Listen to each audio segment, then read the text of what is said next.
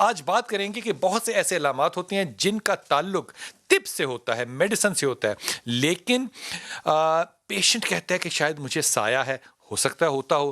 ہمارے طبیب جو ہیں اس کو اور نظر سے، اور ہمارے ائمہ کرام اور ہمارے عاملین ان کو کس نظر سے دیکھتے ہیں، آج اس پہ گفتگو کریں گے. ہمارے ساتھ ہیں جناب آصفہ جبرائیل. السلام علیکم، خیریت سے ہیں آپ؟ آپ کا نقطہ نظر تو ہوگا عاملین والا، ایسا ہی ہے نا؟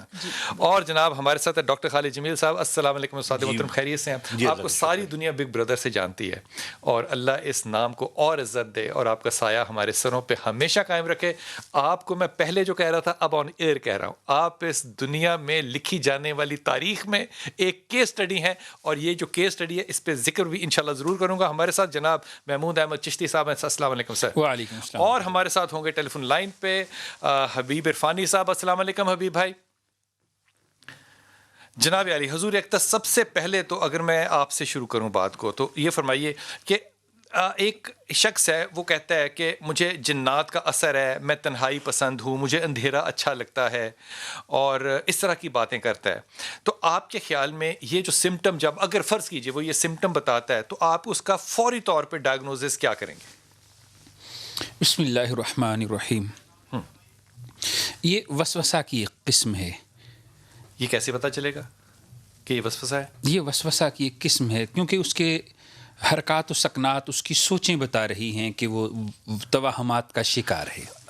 اس میں ایک فرق کیجیے گا آپ نے چشتی صاحب. وسوسہ جو ہے نا، یہ اس کو کہتے ہیں پاسنگ تھاٹ. یہ آتا ہے اور گزر جاتا ہے. جو خیال ٹھہر جائے نا وہ وسوسہ نہیں ہوتا. یہی سمجھنے کی ضرورت ہے. جب خیال آتا ہے اور گزر جاتا ہے. اللہ دیکھیں، ڈپریشن کے متعلق جتنی بھی آج تک گفتگو کی گئی، خواہ اسپانسکی نے کی یا فرائیڈ نے کی. اچھا، میں نے ابھی ڈپریشن نہیں کہا، ابھی میں نے کہا وہ سمپٹم جو ہے وہ جہاں تک آپ جانا چاہتے ہیں وہ سارے کی بنیاد صرف ایک چیز پر ہے، اور وہ کہ وہ تخیلات انسان کے دماغ میں پیدا ہوتے ہیں، تفکرات سے جنم لیتے ہیں.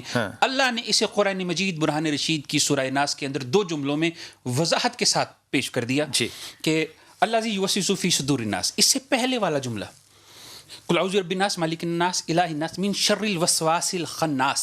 یہ شیطان کی ایک ایسی قسم ہے جو سوچوں کو انسان کے دماغ اور قلب کے اندر انجیکٹ کرتا ہے، جسے خناس کہا جاتا ہے. اور پھر انسان جو ہے ان تصورات کو، ان سوچوں کے اوپر جو ہے وہ شدت کے ساتھ سوچنا شروع کرتا ہے. وہ وسوسے جو ہیں وہ اس کی ذات کا حصہ بن جاتے ہیں. اگر میں اس تفسیر پہ یقین کر لوں، میں ابھی اگر میں یہ تفسیر پہ یقین کر لوں، مجھے آپ کی ہر بات پہ یقین ہے، تو مجھے لگے گا کہ جتنے بھی آج کل موٹیویشنل سپیکرز ہمیں چیزیں بتا رہے ہیں وہ سارے وسوسے ہی ہیں.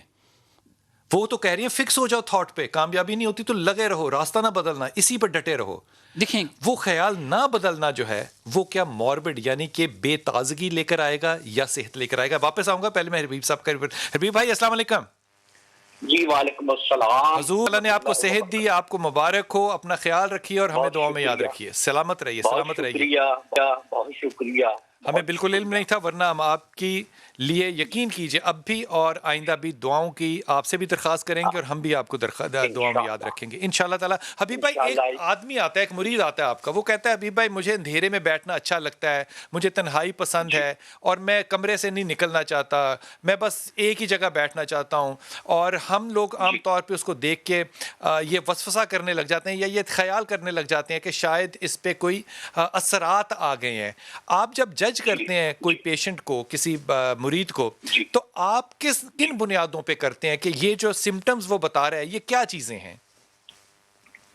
بلال صاحب، اس میں ایک بات گزارش کروں. اب یا موٹیویشنل اسپیکر کی بھی بات کر رہے تھے، لیکن اس میں ایک یہ چیز ہے کہ اس طرح کے معاملات جی یہ دونوں طرح سے معاملات ہوتے ہیں کہ سائیکو پرابلم بھی ہوتا ہے، یہ ادروائز بات بھی ہوتی ہے.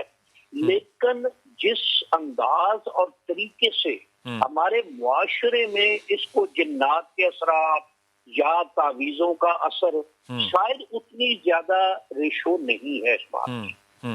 اور اس میں اگر آپ یہ کہیں کہ شاید میں اگر اپنا مشاہدہ آپ سے شیئر کروں تو شاید 2-3% ایسے ہوں گے جو جینون جن کا مسئلہ ہوتا ہے. ادروائز سب کا میڈیکل مسئلہ ہوتا ہے، اور ہمارے ہاں ایک ایزی گوئنگ بہت زیادہ ہے.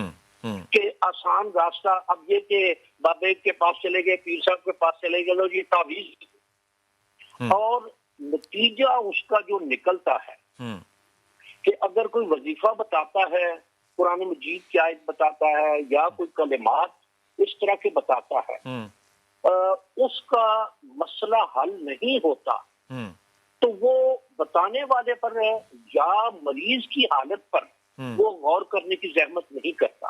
صحیح کہہ رہے ہیں. وہ ایک لمحے میں یہ بات کہہ دیتا ہے کہ لو جی میں نے فلاں آیت پڑھی، میں نے فلاں سورت پڑھی، میں نے فلاں کلمہ پڑھا اور میرا کام نہیں ہوا. یہ ایک طرح سے قرآن مجید پر یا اس کی آیات پر یا صورتوں پر یا الفاظ پر ایک بد اعتمادی والی بات. بالکل. اس پہ طارق جمیل صاحب کا حبیب بھائی ایک بڑا خوبصورت جملہ ہے، وہ کہتے ہیں تو پڑھیا نہیں ہویا، پھر اللہ میاں تو سٹے آرڈر لایا. مطلب کتنی عجیب بات ہے کہ میں نے اتنے دن آیت پڑھ لی، اب اس کا اثر کیوں نہیں ہوا؟ جیسے کہ ہم حاکم ہیں اور اللہ کو ہمارا سننا ہی ہے.